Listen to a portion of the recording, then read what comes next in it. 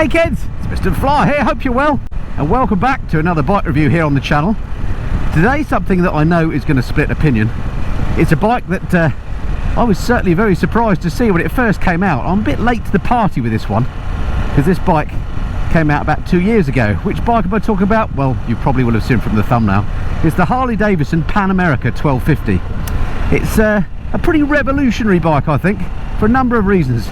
Number one, it's the first adventure bike that Harley Davidson have ever made. It's got a brand new liquid cooled engine in it, the Revolution Max, a 1250cc unit. And not only that, this one's got the clever suspension that lowers down when you stop. So lots to talk about on this bike. Stick around, stay tuned, I'll tell you what I think of it.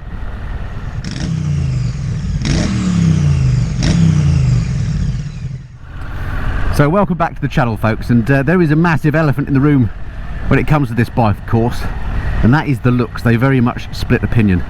When I first saw this bike, I thought, well, quite simply, it was the ugliest bike I'd ever seen. And but I thought I'd reserve judgment, because I've said that before about bikes. I didn't like the Suzuki Katana when I saw that. In fact, I still don't like it. And I didn't like the Ducati Street Fighter when I first saw that either, but I changed my mind when I saw that in the flesh. So I've learnt the hard way to, you know, reserve judgment until you get to know these bikes. So I accept that the aesthetics on this do split opinions. In fact, while we're talking about that, let's have a little look around the bike while I get to some better roads.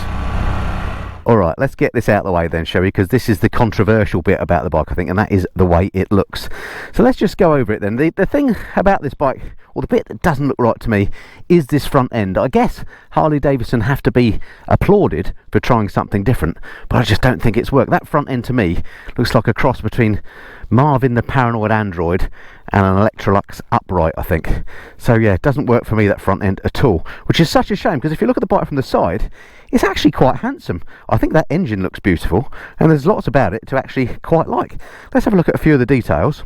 If we come down to the wheels, what I quite like, number one, I like the way it says Harley Davidson in the rim, but check out these spokes. Look, they're attached at the side of the rim so that the tyre is in fact tubeless.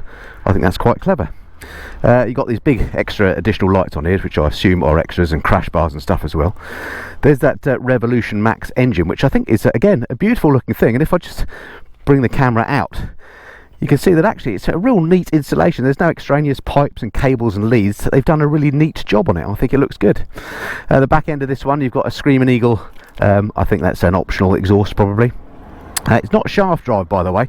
There is a chain on this, so you're back into chain maintenance. So that's probably a bit of a blooper as far as adventure bike aficionados go. This one, as you can see, has got the hard panniers installed. Let me just show you those. I'll just show you in them. Annoyingly, to open them, even though it's got keyless ignition, you have to use a separate key to open them. It's a separate key from the ignition even, so it's that little key there you have to use. Goes in there. Don't know if I can do this one-handed. There we go, and voila. That's inside the pannier. Good that it's top loading and it's quite voluminous in there. What's not so good is the fact that you do need this separate key to do it, and you can't leave them, he says fiddling about, you can't leave them in the unlocked position and then open them, so you have to get that key out your pocket every time you want to get something out. Let me just show you in the top box, same situation here. You can't leave it in an unlocked position, you have to use the key every time.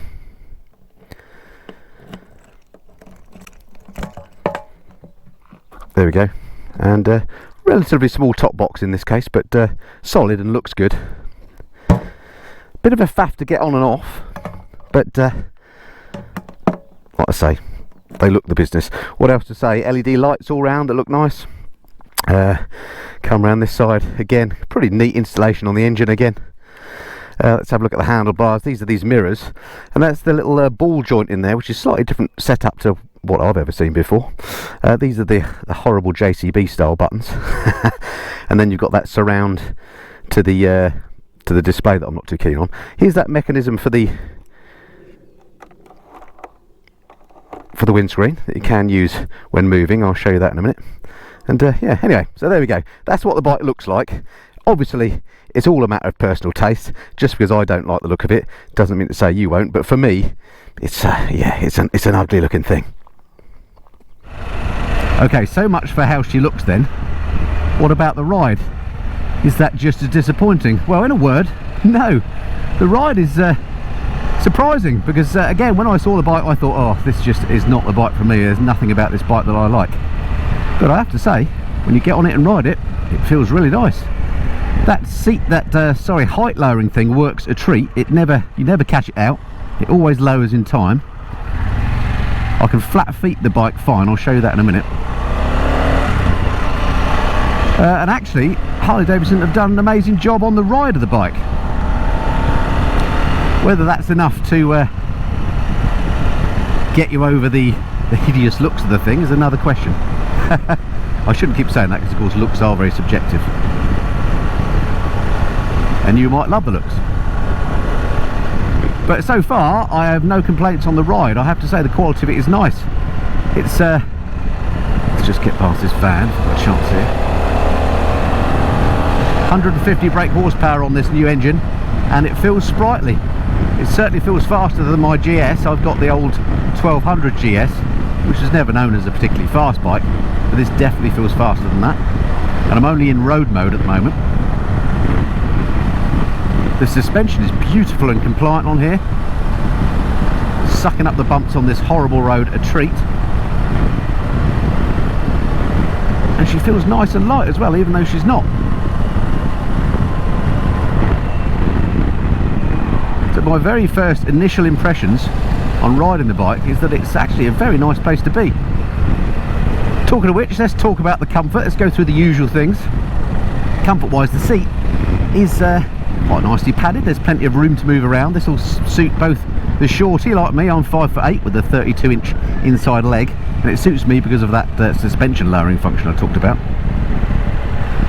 But also I can get up close to the tank if I want to, so that's no problem. If you're a larger person, that will suit you too, I'm sure. In terms of the riding position, I'm sat pretty well upright. It's quite a stretch to the bars. There's a long old tank here, but it's certainly not uncomfortable. The bars don't feel quite as wide as I thought they were going to, but that's not a bad thing. My legs are quite tucked up though. They're in a much more sporty position than, say, if you were riding a GS, which is the bike that I know best. Your legs aren't as straight as they are on that. It feels more like, for example, if you're riding an RT where your legs are a little bit more tucked up. It's not uncomfortable by any means. They're absolutely fine. So I have absolutely no problem with the hello, does that mean I'm on full beam? Probably. Well, absolutely no problem with the riding position. Very comfortable bike, very nice indeed. Talking about comfort, another thing that's obviously related to comfort is wind protection. You've got this big screen on here with this intriguing manual adjustment mechanism, which actually makes quite a big difference. Actually, when I pop it up there, you might have noticed. Let's come down here. Actually, is one of my favourite handling roads. When you pop that screen up, it does make quite a big difference on the wind noise. Probably not at the moment because I'm not going fast enough for it to make much difference, but maybe we'll go on a faster road later and try that out again. I'll leave it down though because it makes for a better view out of the helmet cam. So that's quite novel. There's a lot about this bike that's novel. This is a terrible road, and up here this feels really nice. This bike does have an up and down quick shifter. I keep forgetting to use it, but it's very smooth, the quick shifter actually. In fact, the engine itself is very smooth. For a big old V-twin, Harley have done an amazing job. It's unlike any Harley engine I've ever ridden with. It's not thumpy and vibey. I assume they've got some clever balancer shafts and things in there. It's as smooth as you like. But the sound of it reminds me a bit of a KTM Super Adventure actually. Although when you wind this one on, this one's got that Screaming Eagle exhaust, which I assume is an optional extra. It does sound a bit brappy in the lower gears, which is quite nice.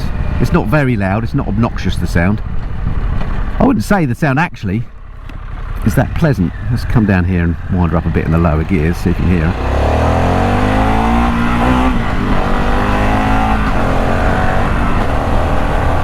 Actually, the quick shifter there didn't work very well. It was a bit clunky going up, but going back down the box, just come down here. Well, I'll tell you what, this thing handles. It really does. Woo! Yeah, nice. Wow, I can honestly say that is the best handling Harley Davidson I've ever ridden. I'm surprised, this bike has surprised me. I thoroughly expected to hate this bike in every way. but you can't fault the ride. Yeah, the quick shifter down is a bit better than the quick shifter up, it seems. Let's just try that again here. Yeah, a bit clunky coming up through the quick shifter. I hope it has got a quick shifter and I'm not forcing that through. Yeah, not great that. Yeah, no luck to go on this bike. Very, very nice. Right, for a change, we'll do a left up here and go down a slightly more Nazary lane. See what she's like down there.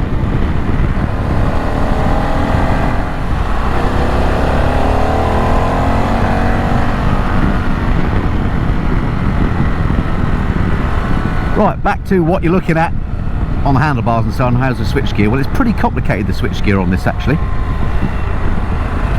There's a lot of it. As you can see on the right, you've got all these controls for your phone and music and stuff. It's got Bluetooth connectivity, so you can do all that caper if you're interested in that, or not particularly. So that's all there. It's got keyless ignition on this, so it's got a start-stop button on the right as well, as you'd expect. Unfortunately, the keyless ignition doesn't work for the steering lock or the panniers.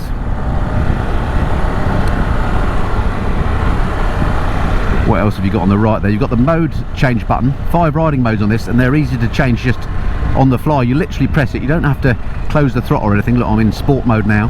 Right, let's try sport mode for a bit. Yeah, even more eager, amazing. So the mode switch is very nice, and you've got hazards there as well. So quite a lot of switch gear going on the right. On the left, buttons to go through the menus, cruise control, heated grips, your lights. Something I don't like are these buttons here. These are, I think these control the auxiliary lights on the front, and they kind of, I don't know, they remind me of a sort of button you'd find in a JCB. They're a bit squidgy to feel. If you sort of move them left and right, and I don't know, I don't like them. So switch gear overall, a bit complicated, not a massive fan. Mirrors, they work absolutely fine. Not particularly vibraty. You can see out the back fine, they're not too stalky. They're unusual, I've not seen mirrors like that before. And that they're on a little ball joint just here. They work fine, they're good. So I think as far as the cockpit's concerned, or switchgear, it's all good. You've got this big TFT, which again initially I didn't like the look of. The surround of it looks a bit plasticky to me, but the actual display itself has got everything you need there, including a proper fuel gauge. It's nice and clear. So although I initially thought I don't like that, actually it's fine. I've seen better BMW GS, I've seen a lot worse Tiger 1200.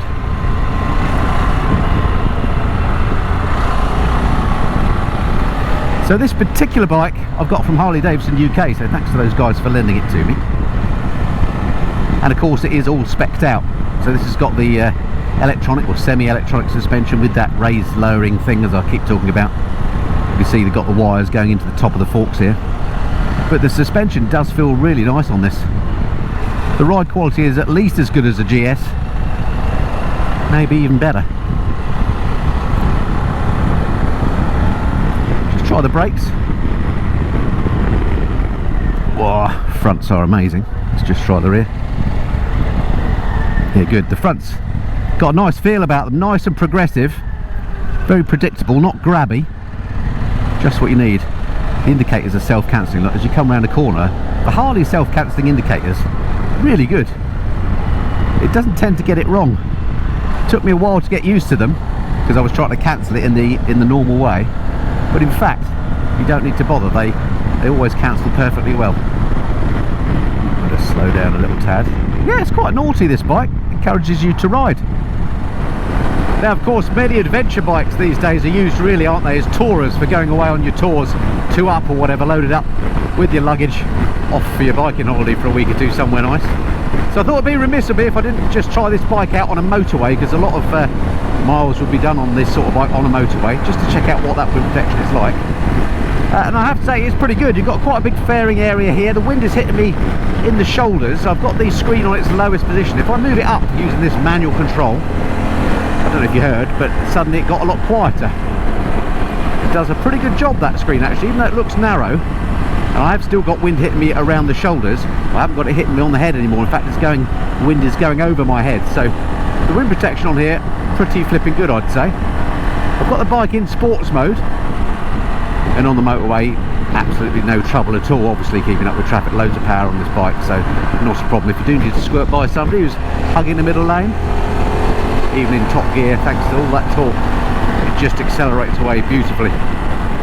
The only complaint I would have with regards to higher speed motorway riding is there are a little bit of vibes.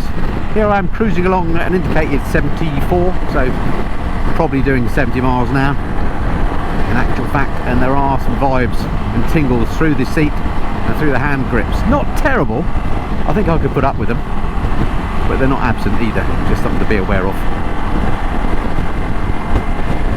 Of course, I know what you're going to say, it would be remiss to do a review of an adventure bike without going off-road as well, but I'm not taking this off-road, alright? I've got a thing about taking big adventure bikes off-road. I'm certainly not taking somebody else's off-road. Right, let's go through the specs, shall we? Okay, let's fire up the old iPhone then and talk about the specs on this bike. No review will be complete with a quick whiz through the specs, so you won't linger on them.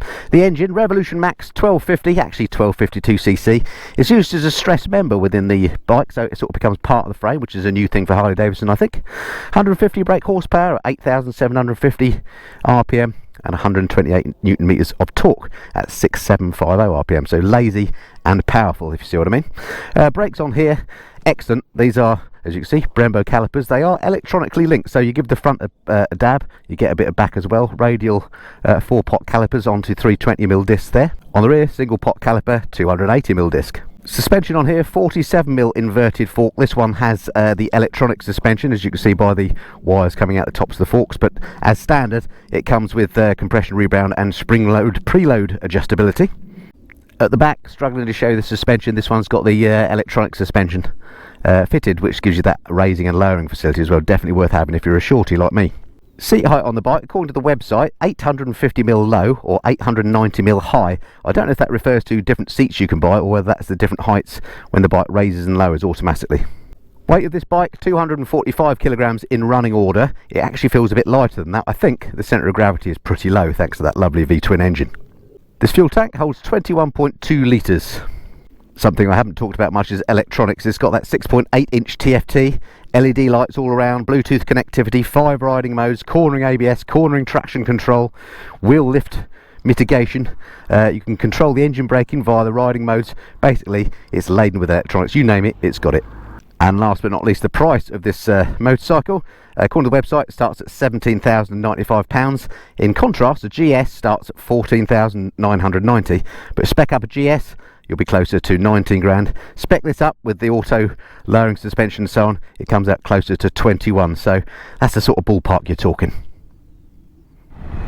Alright, so that's the numbers on the bike. I better slow down as I'm coming into 30-mile-an-hour limit, and I know there's a speed camera up here. So yeah, on the spec sheet, she sounds good, doesn't she? And when you ride it, it rides really lovely, I have to say. I'm pleasantly surprised about the ride on it, really nice. And you know, that feature of going low when to get your feet down, just fantastic. But just a little section here on how the bike handles around town. It's worth just checking out its slow speed control, that sort of thing. First thing I would say about riding in town with it is, of course, it is a big old bike. So in terms of its conspicuity, it's excellent. It's got great road presence, particularly these big old panniers and all the extra lights and things that I've got on here. So people should see you coming, so that's a definite plus. And even though it is a big bike and heavy on paper, it doesn't feel heavy when you're riding it. They never do they, once they're moving, but this does. You know, it feels way lighter than you'd expect it to feel, even when you're travelling slowly. So there's no problem weaving in and out of traffic, things like that. You know, unlike my Goldwing, which would, you know, you can go through traffic on it, but if you're too up and loaded, it's you know, you do have to concentrate to filter through traffic, whereas this is perfectly capable of filtering with aplomb.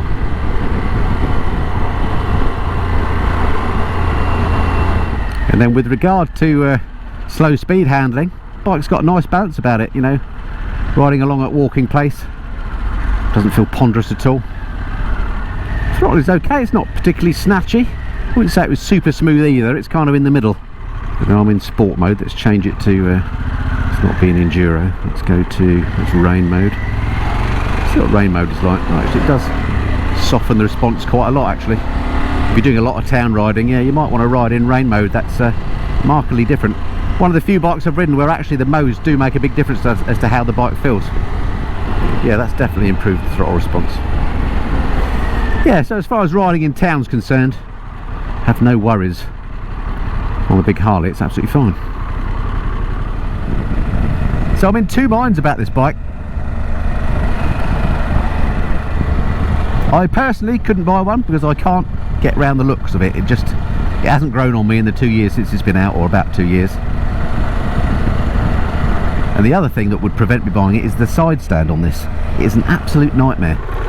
Alright, just something I wanted to show you about the bike. I've stopped here on this road. Okay, it's a bit gravelly here and a little bit uneven, but I purposely chose a bit because it's got a slope that goes down that way. So actually the slope is away from me there. You can see, look, with this suspension on its low mode, I've got my feet flat on the deck, which is great. But the thing I want to show you is the side stand. It's mounted a bit further forward than normal, and it's a right pain to put down. It's a bit too tall. You have to lean the bike the opposite way to get it down. So let me show you. I don't know if you can see. So if I put that down there, look, it's immediately, even though the ground is sloping away, I can't get the stand down, you see.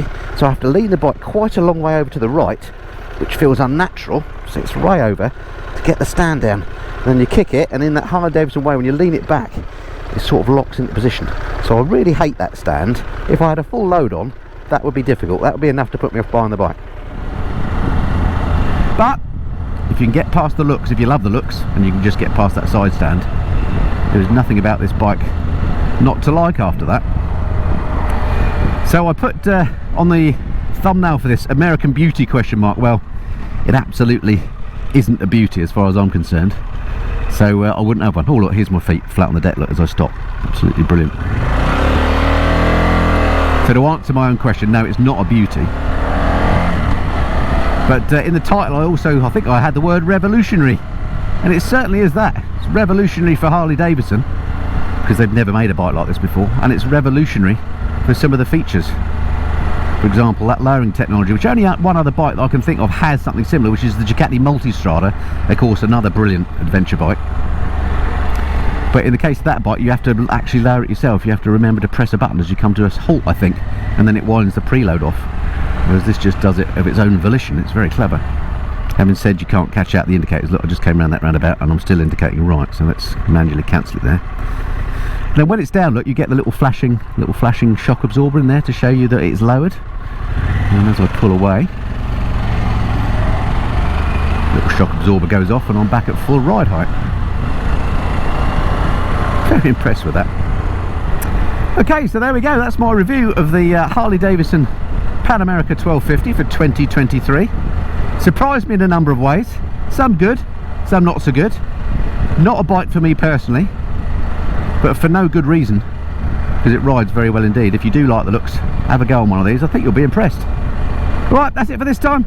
Don't forget to hit that subscribe button, like and all that kind of stuff that pleases the YouTube gods. And I look forward to speaking to you next time. Until then, this has been the Mr. Fly. Cheerio.